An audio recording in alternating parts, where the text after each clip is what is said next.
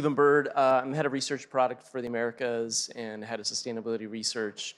Thrilled to be here. Thank you all for being here with us. The idea of the energy transition is one that raises a lot of questions. I think there's a lot of confusion around what we mean when we say energy transition. So I wonder if you could just start by, what does it mean for you? Where do you focus within the transition? How do you define that overall, maybe? Wasserman. I run the private climate investing team for Wellington. So we're part of Wellington, big public asset manager. And we focus on the private side for companies that are developing solutions to either help mitigate or adapt to climate change.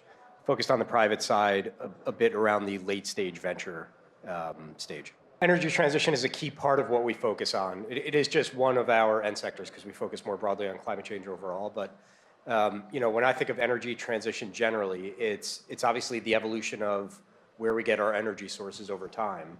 And I think there have been quite substantial changes to date and a lot more coming. Years ago when people first started talking about energy transition, it was largely about transitioning the energy grid, where we get our other energy sources, to being more green, get to net zero and solve climate change and all that stuff. And so we've kind of largely moved off coal. There's a lot more gas now. You see a lot of renewables coming on the grid.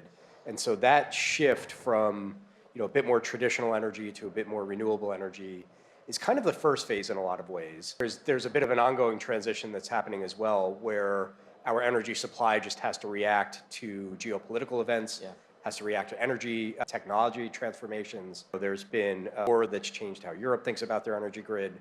We've had electric cars start taking over oil and gas demand, and so that's a big shift. Obviously we'll talk about data centers and what's happening there, so that's a big shift. And so to me, energy transition is just really wrapping all of those trends into one, but there's a lot of underlying pieces to it.